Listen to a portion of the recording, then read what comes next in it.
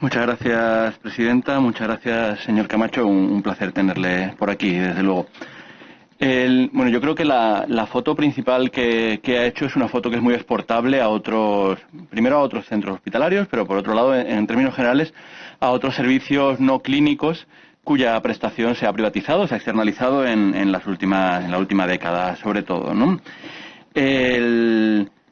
Tenemos a Ferrovial, por un lado, que es una de las grandes beneficiadas por los contratos que se han dado en el marco de la pandemia, y no por su gran competencia o capacidad, sino principalmente por estar bien posicionada en el marco de contratación del gobierno, ¿no? Hoy mismo ha salido pues 600.000 euros más en un contrato relacionado con el Cendal. La gran duda, después de escucharle a ustedes, cómo es posible que se pueda seguir contratando con quien no cumple. Y no con quien no cumple porque lo digan ustedes, sino por quien no cumple porque, vamos, lo dicen algunas de las sanciones que ya se han visto, ¿no? Por ejemplo, no hay más que buscar, que googlear Ferrovial, hospitales, limpieza, sanciones y simplemente echar un ojo. Y no solo en el ámbito sanitario, también en el educativo, una multa de 140.400 euros en el año 2008. El Hospital de la Paz tiene unidades de referencia. Mi pregunta sería si es la limpieza del Hospital de la Paz una limpieza de referencia. Y en el caso de que no sea así, ¿en qué lugares podemos mirarnos? ¿No? Que si saben ustedes algún otro lugar que sí que pudiera ser considerado como de referencia en el ámbito de la limpieza y desinfección de estancias hospitalarias. Lo que usted ha contado es básicamente una situación en la cual los contratos a los que se llega con una empresa concesionaria marcan unos mínimos de presencia de trabajadores y esos mínimos se convierten en unos máximos para la empresa concesionaria. Esto, me temo, que es, en términos generales, las reglas del juego de la concesión de servicios públicos y más en concreto, de servicios no clínicos en el ámbito de lo hospitalario, ¿no? Quería saber si tienen algún dato sobre, porque los datos que nos ha comentado sí que los teníamos, porque bueno, mi compañera, la diputada Tania Sánchez, sí que estuvo en contacto con ustedes en la legislatura previa, pero si tienen algún dato sobre número de días al año en los cuales sí que se cumple lo que está en el contrato, ¿no? Que me parecería un dato que sería tremendamente complementario al dato que ha dado y que es muy simbólico y muy significativo, ¿no? Me parece muy relevante lo que ha comentado en relación con el ámbito de limpieza e infección relacionada con la asistencia sanitaria. Muy especialmente porque, y sí que hay varios estudios al respecto, está muy vinculado con lo que se viene llamando la próxima pandemia, que es la relacionada con los gérmenes multiresistentes, ¿no? A este respecto sí que hay algún estudio sobre privatización de servicios no clínicos, especialmente privatización de la limpieza y prevalencia, capacidad de transmisión, de incidencia y capacidad de transmisión de bacterias multiresistentes, y creo que desde luego es muy relevante traerlo a colación en el marco de hablar de cómo está la situación de la limpieza en un hospital como es el Hospital de la Paz. Sí que creemos en nuestro grupo que hay que destacar que las instituciones públicas tienen un rol doble. Un rol, por un lado, como empleadoras, que en el caso está claro que es un rol al que el SERMAS ha decidido renunciar en el ámbito de las prestaciones de los servicios no clínicos, pero también tienen un rol fundamental de encargado del control de las prestaciones que están externalizadas, ¿no? De la misma manera que el jueves pasado se discutió sobre la deuda que no es deuda, que son provisiones a futuro, o como lo queramos llamar, con los hospitales de Quirón Salud, y una de las cosas que se decía era que la consejería tiene verdaderas dificultades para auditar aquello que firma, es decir, la consejería no tiene capacidad para externalizar, tiene capacidad para firmar, pero no capacidad para garantizar que esa externalización se lleve a cabo en la forma en la que se lleva a cabo. Tenemos que ser conscientes de que cuando uno hace una promesa tiene que cumplirla, es decir, cuando uno firma un contrato, el que firma el contrato por parte de la empresa tiene que cumplir con las condiciones ahí dadas, pero es que la institución tiene que cumplir con el cumplimiento de dicho contrato. Yo quería principalmente hacerle algunas preguntas que complementan a lo que ha dicho, ¿no? Por un lado, ¿saben si hay, digamos, expectativas por parte de la empresa de incorporar a nuevos trabajadores de aquí a lo que falta para la finalización del contrato para el 28 de febrero de 2022 o no? Por otro lado, si han notado alguna repercusión en forma de refuerzos de personal a partir de las nuevas insuflaciones de dinero a Ferrovial para el refuerzo de la limpieza dentro del marco de la pandemia. En tercer lugar, nos han comentado que no ha habido cobertura en incapacidades temporales de larga duración, pero sí que nos gustaría saber, por un lado, si ha habido presión sobre aquellas personas que han estado en situación de incapacidad temporal para su reincorporación, y por otro lado, si han tenido casos de no renovación de personal que estuviera de baja, digamos, aunque no se puede dar la renovación en contexto de baja, o que se hubiera amenazado con la no renovación de no incorporarse, ¿no? Sí que me gustaría resaltar que creo que más o menos, por lo que ha dicho, hay un 25% de personal eventual. Ya querrían muchos servicios del Servicio Madrileño de Salud tener esas tasas de eventualidad simplemente. Y por último, una pregunta que me parece especialmente relevante es la respuesta por parte de la dirección, ¿no? He leído un escrito de respuesta por parte de Alicia Portas Martínez, la directora de gestión, en la cual, frente a un escrito en el que ustedes detallaban cuáles eran básicamente las mismas cifras que nos ha dado hoy aquí en la comisión, la respuesta eran 5 líneas escuetas en la que les decía estamos cumpliendo con lo que hay que cumplir y nada más. Más allá de eso, ¿hay algún posicionamiento, hay alguna otra justificación o cuál es el posicionamiento por parte de quien tiene que dar respuesta al respecto? Y nada más. Muchas gracias.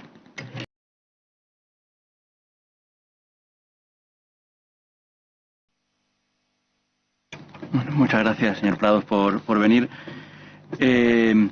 Bueno, no cabe duda que la pregunta está hecha en relación al cierre de la unidad de neonatología desde mediados del mes de agosto. No cabe duda de que la pandemia de COVID ha planteado la necesidad de reorganizar múltiples servicios y prestaciones en un corto periodo de tiempo para adecuarnos a una situación de incremento de la demanda sin incremento de la oferta. Y está claro que lo que ocurrió en la primera ola con, digamos, las reorganizaciones de forma más o menos organizada a la carrera no se podían permitir ni en la segunda ola y mucho menos en la quinta, ¿no? Ahora bien, entendiendo esta situación, entendiendo que los planes de elasticidad no solo son pertinentes, sino que son muy necesarios dentro del contexto, además, de hospitales del futuro, pensando que los hospitales tienen que adecuarse a las necesidades que haya en cada momento, sí que pensamos que no toda elasticidad o no toda forma de adecuarse a esa elasticidad es pertinente y sobre todo no en todo momento, ¿no? En palabras de un portavoz del SERMAS al diario.es, dijeron, cito textualmente: si durante el parto el neonato precisara ser atendido por personal de enfermería especializado, uno de estos profesionales se desplazaría al paritorio expresamente para ello. Y una vez estabilizado el bebé, si su situación clínica lo requiriera, el neonato sería trasladado a otra maternidad, facilitándose en todo caso la derivación conjunta con su madre para favorecer el vínculo materno-filial. En el número de profesionales que me ha mencionado se ha centrado mucho en los que estaban vinculados a la que era la atención del parto puramente, pero no tanto a los que estaban vinculados con la atención del recién nacido. Así que sí que me gustaría que incidiera un poquito más a ese respecto, y no solo con los que ha habido ahora mismo, sino con los que había hace un solo mes, ¿no? Los planes de elasticidad no son solamente juegos de trileros de reorganización de camas, estancias y funcionalidades, sino que han de ir acompañados de planes de contratación de profesionales para que intentar que esa elasticidad tenga que utilizarse lo menos posible. Entonces también le pregunto qué número de enfermeras, que son el factor limitante, parece, en los cierres que ha habido que llevar a cabo en el Hospital del Sureste, se han contratado para que este cierre no llegara a producirse, y qué números de enfermeras se ha intentado contratar y no se ha podido contratar porque las capacidades de contratación del Servicio Madrileño de Salud ahora parece que están muy mermadas, no solamente en el ámbito de los médicos, sino también en el ámbito del personal de enfermería. Son muchos los ciudadanos y ciudadanas de poblaciones vinculadas a los hospitales que se inauguraron en su momento, algunos de ellos se inauguraron varias veces por parte de Esperanza Aguirre, que se quejan, por un lado, de que no se han habilitado todas aquellas infraestructuras que en su momento se firmaron en los pliegos de contratación, los pliegos de las concesiones, que se iban a habilitar, sino también que algunas de ellas están infradimensionadas, ¿no? Puede entenderse la suspensión de quirófanos, la suspensión de consultas, etcétera, etcétera, en el marco del colapso, pero puede entenderse de menor manera la precarización o al menos la limitación de un contexto tan claro como es el de la atención perinatal, especialmente neonatal, en la atención al parto. Tengo alguna pregunta a este respecto, y es: ¿qué va a pasar si viene una sexta ola? Es decir, en un contexto de sexta ola se va a volver a cerrar una unidad de neonatología porque siga estando dentro de los planes de elasticidad, o se ha previsto que es una unidad a blindar y que se va a contratar personal específico para ello. Otra pregunta es, ¿cuál ha sido la evolución, si tiene esos datos, que entiendo que son unos datos fundamentales para evaluar el plan de elasticidad, la evolución del número de partos que ha habido entre el periodo en el que la unidad ha estado cerrada y el periodo similar del año anterior, o los meses equivalentes justo en los meses previos, ¿no? Y simplemente eso, así que bueno, nada, esperando su respuesta y muchas gracias.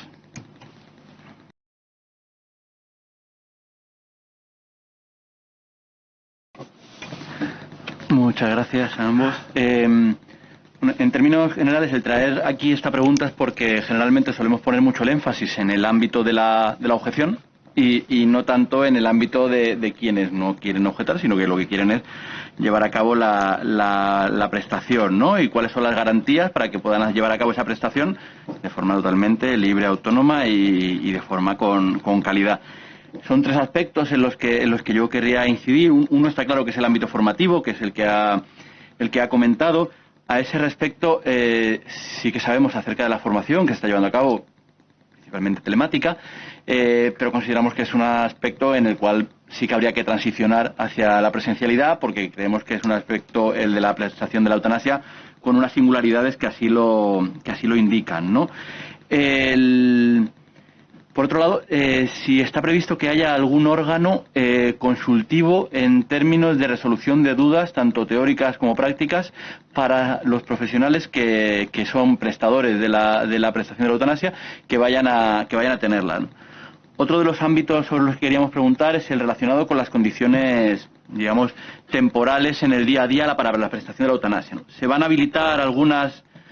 instrucciones de buenas prácticas pormenorizadas para el proceso de la prestación de la eutanasia, relacionado con los tiempos, relacionados con en qué ámbito llevarla a cabo, etcétera, etcétera. Y lo otro es que habitualmente lo suyo es que la eutanasia sea una prestación que se realice en el contexto de una asistencia longitudinal, que por lo general va a tener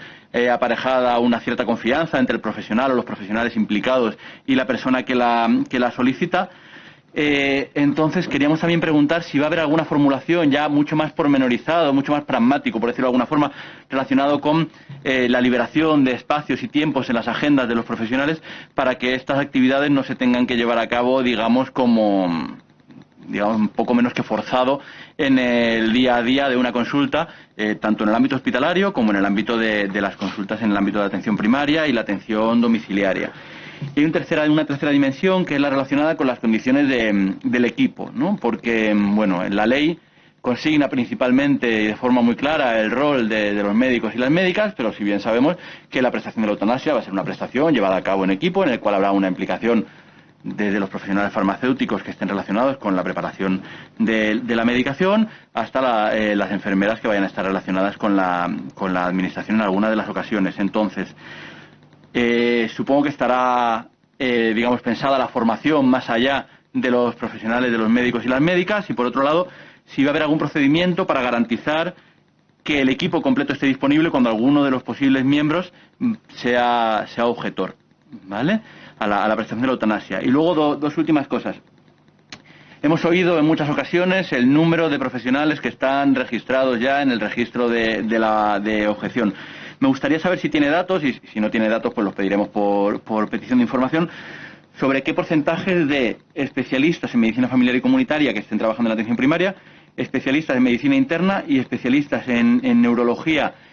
y miembros de los equipos de cuidados paliativos de soporte de atención domiciliaria paliativa que no se hayan registrado como objetores, es decir, que a día de hoy estuvieran disponibles. Y si tienen mapeada la capacidad de provisión de la prestación de la eutanasia en todo el sistema sanitario, principalmente en el servicio, en lo que viene siendo la dependencia del Servicio Madrileño de Salud, porque creo que si el registro sirve para algo, es justo para llevar a cabo acciones de gestión encaminadas a la posible cobertura, más allá de dar seguridad jurídica. Y lo último, un comentario relacionado con las garantías a los profesionales. En el ámbito del aborto sabemos que hay una parte de objeción que sí que puede estar más ligada a una convicción ideológica o personal, y hay otra parte de la objeción que está más ligada a la existencia de un contexto que es un contexto objetor, por decirlo de alguna forma, ¿no? Si se va a llevar a cabo alguna medida para digamos, garantizar que esos contextos objetores no se van a desarrollar y que los profesionales que quieran prestarlo lo van a poder hacer de forma clara y sin mucha barrera. Muchas gracias.